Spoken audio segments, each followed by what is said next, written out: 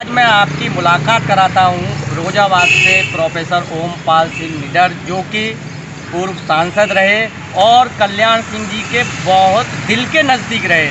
वैसे नज़दीक, दिल के नज़दीक रहे। तो आइए हम जानते हैं उनके जो पुरानी यादें हैं कल्याण सिंह से जुड़ी हुई। तो वो ओमपाल सिंह जी, आपका स्वागत है द न्यूज स्टैंड में।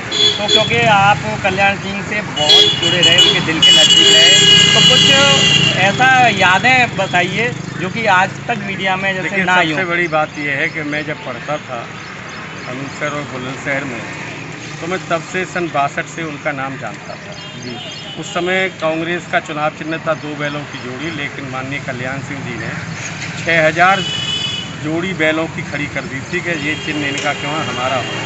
जी जी जी। और दीपक पे चुनाव लड़े थे। चुनाव तो नहीं जीते, लेकिन नाम उनका पूरे देश में हो गया था।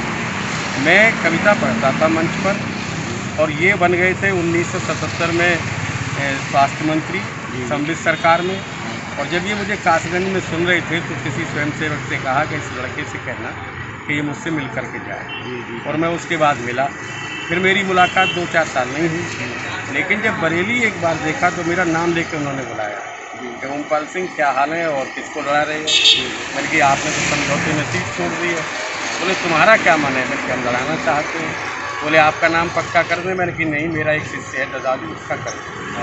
आप समझ। बात यहाँ से चलती रही, लेकिन उन्होंने मुझे एक बार मैं टिकट मांगने गया तो बोले ये नहीं, तुम्हें जनेसर से लड़ना है, तुम तय कर लो। तो मैंने कि मैं मांगने तो जाता ही नहीं हूँ। बोले इसकी बात छोड़ दो, मांगने मत जाओ, कौन लड़ेगा क्या लड़ेगा, हम चाहते हैं तुम जैसा आदमी संसद में। ये एक अछूती चीज़ें हैं जो किसी को नहीं है। लेकिन जब हम उनके बहुत नज़दीक आए और एक राजनीतिक संकट जब आया, तो मैं उनके बहुत साथ था। और वो मैं नाम लेना चाहता हूँ जो 3 लोग उनके साथ थे। मैं था, वीरसन सरोहा थे और राम कुमार सिंह। ये 3 बहुत पक्के थे जो सब कुछ छोड़ के कल्याण सिंह के साथ थे। और पूरा देश दुनिया जानती है। और उस समय जो मैंने देखा तो मुझे खुद आश्चर्य होता था। वो अपने व्यक्तिगत काम जो थे, मुख्यमंत्री रहते स्वयं करते थे। जैसे कौन करते, जैसे कभी कभी उनका मन कर आए कौन सी दाल खानी है, या ये नहीं सोचते थे कि नौकर कोई उनकी बनियान धोएगा, स्वयं धोते थे। ऐसी बात ना, वो स्वयं तो कहते थे ना किसान का बेटा। तो कल्याण सिंह जी की जो महानता थी, और आप सोचिए कि वो एक इंटर कॉलेज के लेक्चरर, और मेरा जहाँ तक ज्ञान है शायद अंग्रेजी के MA, इसके बावजूद वो जिस साधारण तरीके से रहते थे। हाँ, कभी कभी वो उन्हें मेरी तरह मीठा खाने का बहुत शौक था। और मुझे जब मालूम पड़ा कि उन्हें शुगर हो गई है, तो मैं कभी कभी सोचता था, भाई साहब, मैं भाई साहब भी कहता था, मैं बाबू जी नहीं कहता।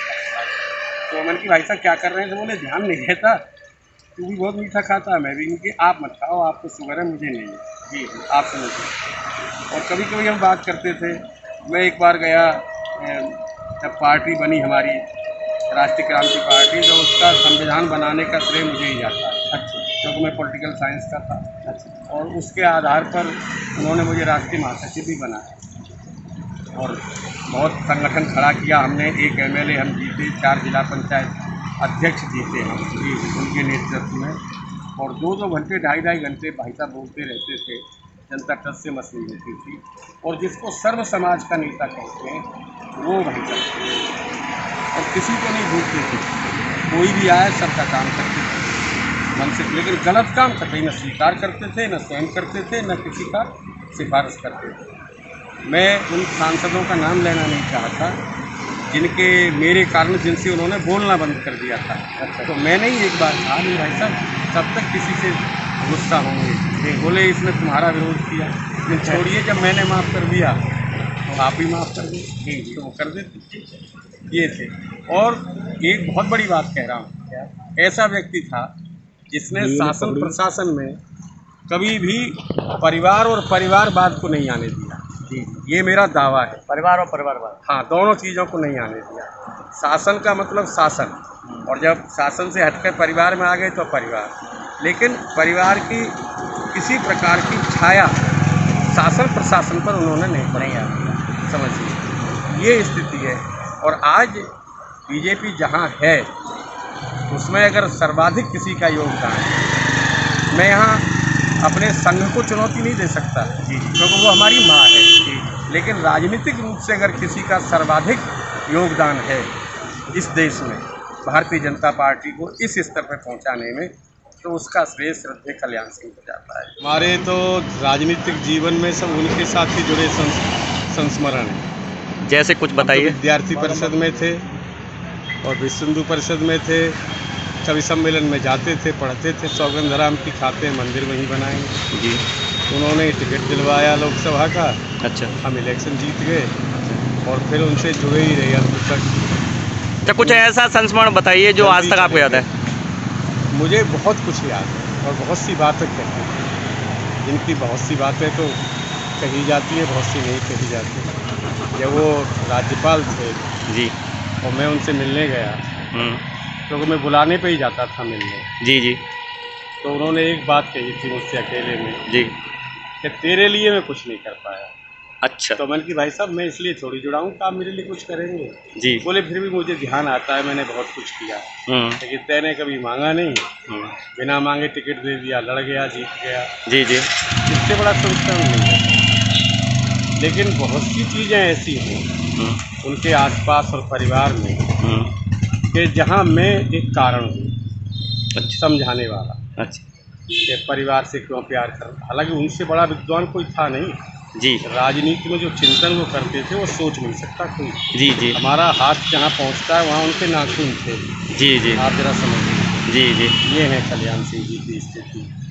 तो वो बड़े चिंतक थे, बड़े मनीषी थे, एक सिद्धांत के बहुत पक्के जी जी। कुछ भी हो जाए एक वचन नहीं तोड़ते।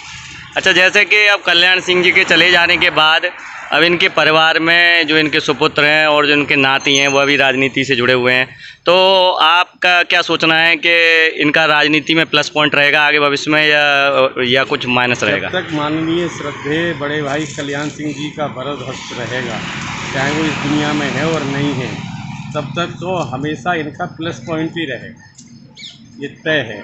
और मैं समझता हूँ कि और ज़्यादा प्लस पॉइंट रहेगा।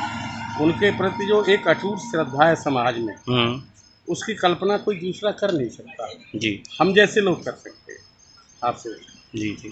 अगर ऐसा नहीं होता तो हज़ारों किलोमीटर दूर से क्यों लोग श्रद्धांजलि देने आएंगे जी। बहुत बड़ा जनसैलाब है लगातार, और मेरे जैसा आदमी भी चल कर के आएगा जो चलने में कठिनाई महसूस जी जी, लेकिन आए चल कर के उनके चरणों में शीश झुकाने के लिए।